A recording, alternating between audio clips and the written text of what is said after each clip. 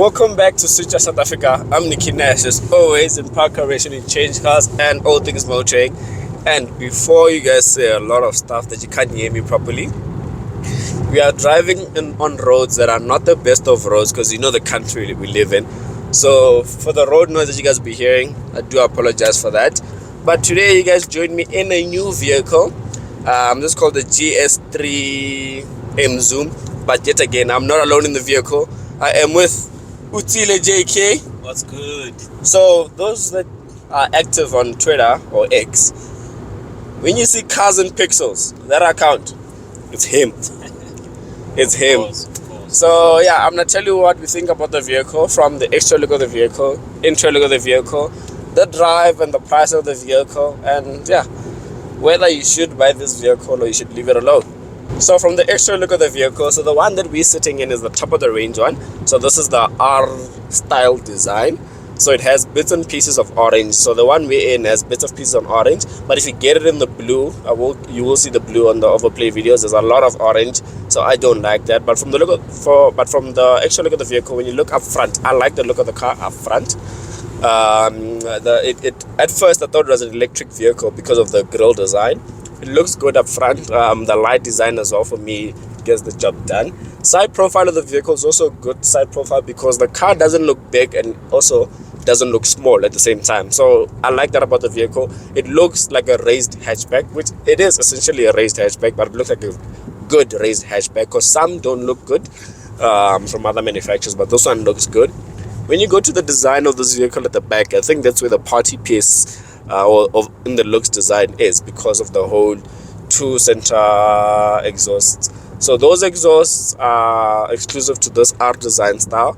The normal GS3 EMZOOM doesn't have this type of exhaust setup at the back. It's only exclusive to this one that I'm sitting in. And the exhausts do sound okay, or they do make a sound. I'll put the clip now.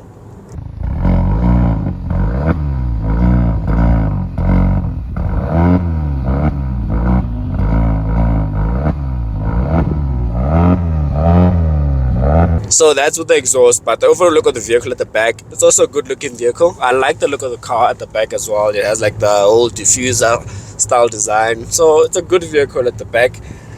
Exterior is on point. When you get into the interior, I think it's okay. The interior, there's nothing wow, but for the price point of the vehicle, it's okay. The reason I'm saying there's nothing wow is because of what I've come to know from the Chinese manufacturers, because they're always putting the blingy stuff in the vehicle.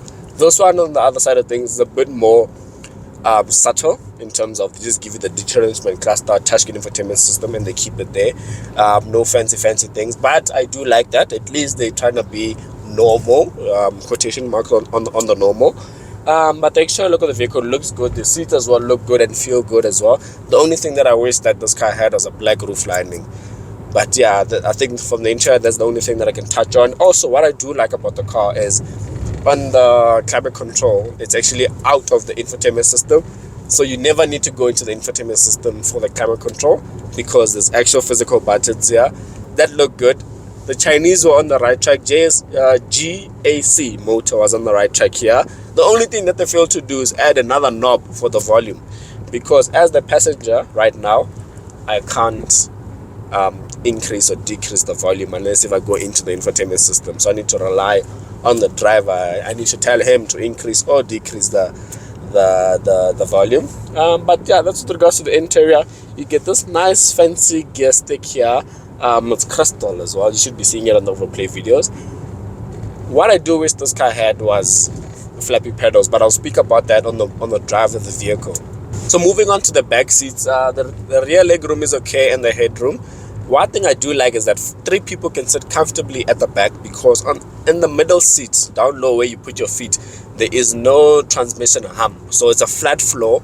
So that's good, because that's a very rare feature on a ICE engine car, internal combustion engine vehicle. So a car with an engine, where you find where the back floor and the passengers on the passengers of the back is flat, because sometimes they use that as a transmission tunnel, so the gearbox and all that stuff. That's why there's always a hump. But here it's flat. That's my thoughts of the vehicle. And before I go to the drive of the vehicle, let's get Utile's thoughts of the vehicle. He's been driving the vehicle for just a bit now. But his first impressions of the vehicle, what do you think about the car? Yeah, man, I think it looks good, styling and design wise. Like you were saying, the orange bits are not for me. The interior is simple, as you've said, subtle, and I quite like it. I prefer that actually. I mean, the Chinese are known for putting in a lot of stuff that are necessary, and also the climate controls are physical buttons. Driving, it's too early to say, but I do like the cheeky exhaust note. It sounds quite nice. So what do you wish, like if you could change something the car has or doesn't have, what would you like to add? Or yeah, I'd like to add a verpanyana, when it changes the gear. yeah. So that's the only thing. That's the only thing that's far. missing. Yeah. That's far. But yeah, we will give our full thoughts on the vehicle when we do review the vehicle. So I've driven the car for a while now. We just did a driver change, Utile and I. So moving on to the drive of the vehicle, this car is powered by a 1.5 liter turbocharged engine, which produces 130 kilowatts and 270 newton meters of torque. For this vehicle, it's fine. I don't think there'll be a point in time where you want more power in this vehicle. It gets the job done, and you get that, like what Utile said, that fruity cheeky exhaust note. So because as we're driving now, it's actually driving with the exhaust open. Like as you're driving, it's a nice car. It feels nice, it feels nice to hear that stuff.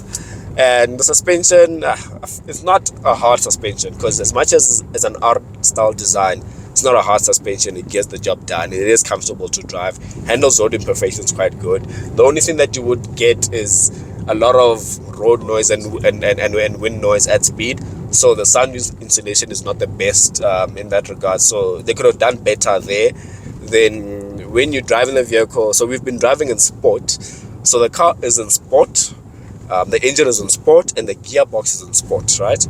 The only problem about that, it's two things. Well, one is not a problem. Is I just need to mention it. When you're moving around like slowly, when you're creeping, it jerks a lot. That I'm just letting you know what happens, right, when the car is in sport, which is fine. Other vehicles do that because the throttle is very responsive. That's fine. My problem is, as much as it's responsive at low end, when we're driving like how Utile is driving right now, and you want to overtake, you can put your foot down. The car's in sport and everything. It will take a good 2 seconds to actually change down. And when I speak about change down, what I don't like as well is the fact that this car doesn't have flappy pedals, or you can't change the car to manual. So the disadvantage about that is that the car is always deciding for you which gear is the right gear. So you need to calculate your overtakes carefully, because the car would think that you don't want to overtake, but when you do overtake, you put your foot down, it finds a gear. Whereas if it had a manual option, I could stick it in 3 and keep it in 3, keep it in the boost range, so that when I want to overtake, I put my foot down and I go. So that's the only thing that I wish the car could have been better. But that's what I can speak about in terms of my first impressions of the vehicle. Now, let's go into the pricing of the vehicle. So this car, the entry level, so there's 3 model ranges. You'll see it on the screen right now. The entry level is priced at 470,000 Rand, if I'm not mistaken. Then there's a mid specification that's priced at 499,000 Rand, so just under 500,000 Rand. Essentially, it is 500,000 Rand.